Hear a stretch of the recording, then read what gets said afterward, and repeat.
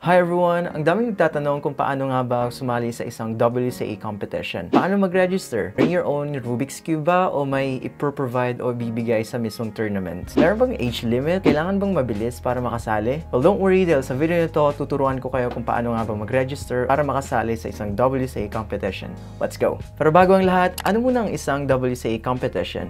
Well, ang WCA competition ay isang speed cubing tournament kung saan nagpapabilisin yung mga players o manlalaro sa pagbuo o pag-solve ng isang twisty puzzle under specific regulations. Ibig sabihin, meron tayong sinusunod na set of rules na ipinapatupad ng WCA o World Cube Association. Tandaan niyo yun. At yun nga yung kailangang sundin natin kapag sumasali sa isang speed cubing tournament. Nga pala, kapag sinabi natin twisted puzzles, yun yung mga 3x3, yung mga 4x4, 5x5, Pyraminx, Megaminx, at iba pang mga events katulad ng 3x3 blindfolded, which is amazing, at 3x3 one-handed. Marami pang iba, pero yun lang yung mga examples. So, paano nga ba mag-register kung ikaw ay first-timer o newcomer? Well, punta tayo dito sa browser ko at isearch lang ang website ng worldcubeassociation.org. Hindi siya .com, kundi .org. So, .org. At mapupunta tayo dito sa website nila na napakakulay, kaya ng Rubik's Cube. At punta tayo dito sa Sign In tab. Hindi tayo pupunta dito sa Sign In dahil ibig sabihin nun meron ka ng account. Dito tayo sa Sign Up. So, i-click natin yan at mapupunta tayo dito sa webpage nila.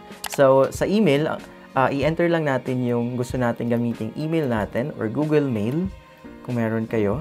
At yun yung magsisilbing account ninyo para sa website nila. So, pagkatapos nyo i-enter yung email, password naman, siguro ang gagamitin ko is ito. Okay.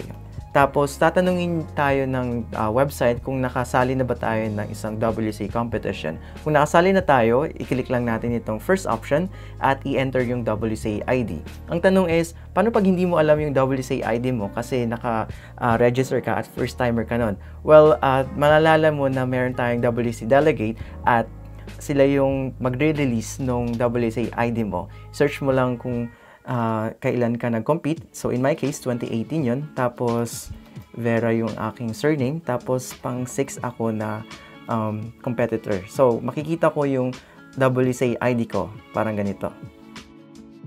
Pero syempre, kung wala kayong WCA ID at saka pinaka first time nyo talaga ito na sumama sa isang WCA competition, i-click nyo dito is I have never competed in a WCA competition. So, ilalagay natin siya dyan. At ito yung mga information na kailangan yung i-fill up. Take note, ang information na to ay yung sasali, yung anak. For example, kung yung guardian yung mag-register. So, for example, ang try nating i-enter dito is John Xavier. Okay, John Xavier. Okay, John Xavier De Vera. Okay, pero Xavier De Vera lang yung name ko. Tapos, birth date, gawa-gawa lang tayo dyan. So, for example, try nating okay, for example, 2014, tapos November 27, okay, and yung birth date ko, tapos gender, male, female, or other. So, male, try natin, at saka representing, of course, Philippines. Ayan, try natin. At saka, i-click nyo lang yung I'm not a robot. Ayan. Tapos, may sasagutan pala kayong CAPTCHA. Okay, bosses, try natin itong sagutan. Verify, at kapag ka nag-check na, try nating i-sign up. Ayan. So, kapag sign up na kayo, meron na kayong magiging account at tatandaan niyo yung password tsaka yung email na ginamit niyo. Okay, so try natin i-sign in yun. Yung kanina, it's me, Cameron. That 04. Tapos, yung password ko is ito. Ayan. Ngayon, hindi siya nag-sign in kasi I think kailangan nyo pang i-confirm yung email ninyo or yung account niyo dun sa, makikita nyo yung email ng WCA dun sa email niyo sa Google Mail. Alright, so check natin. Ayan, so try natin pumunta sa WCA. Ayun, kung makikita nyo, nandito yung notification ng WCA at i-confirm natin yung WCA account natin. So, confirm my account, i-click natin yan. Tapos, kapag nag-confirm my account na kayo, try natin, mapupunta tayo dito sa website ulit nila. Okay, so try natin siyang i-enter, parang ganyan. Tapos, yung password natin na in-enter kanina, ayan. So, kung makikita nyo, meron na tayong account. So, yun yung first step para makasali ng isang WCA competition. The second step naman is pupunta kayo dito sa all competitions, dito sa competition tab. Tapos, try natin pumunta sa all. At ito yung mga makikita nyong competitions sa lahat ng bansa or sa buong mundo. Napakarami, di ba? Pero para makita lang yung region ninyo, pupunta tayo dito sa regions, search natin for example Philippines, dahil dito tayo nakatira. At ito yung mga upcoming competitions at pwede na kayong humanap dyan ng sasalihan yung WCA competition. So for example, yung ino-organize kong competition, yung Pampanga Speed Cubing Open, try natin mag-register dyan. At dito nyo makikita yung iba't ibang information ng competition. So for example, ito yung general info, yung date, yung venue, kung saan at kung sino yung i-contact. At of course, yung organizer at WCA delegates. Nandito rin yung mga information katulad ng events. Ito yung mga pwede mong salihan, yung schedule ng mga events. Tapos, itong mga payment method, kung paano ka magbabayad. So, ito rin yung mga competitor guide, yung mga kailangan mong basahin bago ka pumunta sa isang competition. And of course, yung updates. Ayan. So, nagbabago-bago ito, depende sa organizer. So, for example, gusto mo mag-register dito, pupunta tayo dito sa tab na to, register.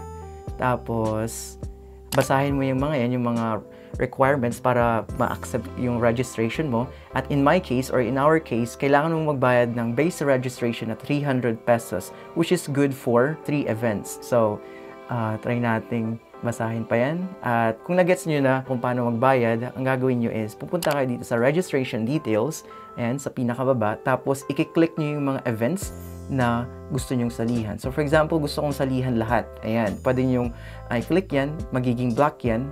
Or kapag ang gusto nyo lang salihan is, for example, itong 4 na to, at yun, pwede nyo nang i-click itong register, ganyan. Ayan, kapag ka pag-register na kayo, nasa waiting list na kayo. Hindi pa kayo accepted, ibig sabihin hindi pa kayo pwedeng sumali sa isang competition na to, pero hihintayin nyo lang yung organizer para i-accept yung registration ninyo. So, para ma-accept yung registration ninyo, kailangan nyo nga i-settle yung registration fee, which is 300, good for 3 events. At ayun na, hintayin nyo lang yung confirmation ng organizer ng competition na to, which is ako yun. Ayan, so, kapag na-confirm na, pwede na kayo sumama at pumunta dun sa venue sa mismong araw na yun. Ngayon, bago natin tapusin itong video na to, sagutin muna natin yung mga kadalasang tanong ng mga first-timer or newcomer. Bring your own cubes ba kapag sasali ng isang WCA competition? Well, generally or usually, bring your own cubes talaga dahil ang gusto nating gawin dun is ma-maximize kung gaano ba talaga tayo kabilis. At kapag own cube ang ginamit mo, syempre may freedom or libre ka na i-set up yung Rubik's Cube mo para maabot yung fullest potential mo, yung pinakamabilis na time mo. So, usually hindi talaga nagpro-provide yung mga organizer ng Rubik's Cube, bring your own cube talaga. Yung mga timer, yung mga mats at saka timer displays, mga tables, yun yung mga ipro-provide ng organizer. So, natanong, meron bang age limit? Well, sa WCA, napaka-inclusive niya to the point na wala talagang age limit. Kahit sino, basta marunong mag-solve ng twisty puzzles katulad nga ng sinabi ko na Rubik's Cube, mga 4x4, pwedeng sumama. So, open to all siya. At last na tanong, kailangan ba mabilis para makasali? Well, technically, hindi. Hindi mo kailangan mabilis para makasali. Pero, please take note na yung speed cubing tournament ay within limited time frame. So, ibig sabihin, minsan isang araw or 2 araw lang siya nanggaganap. So, ibig sabihin, meron tayong parang time limit sa isang event na yun. For example, sa isang 3x3, ang pinaka-time limit mo dun is 10 minutes. Kapag gusto mo pang i-explore yung mga specifics or particularities ng time limit sa isang event, pwede nyong i-search yan or explore yung WCA website ng competition na gusto nyo salihan. Ayun lang para sa video na to at sana may natutunan kayo. Kung meron pa kayong mga ibang mga katanungan, mag-comment down below lang kayo para masagot sila. Like and subscribe and as always, keep cubing!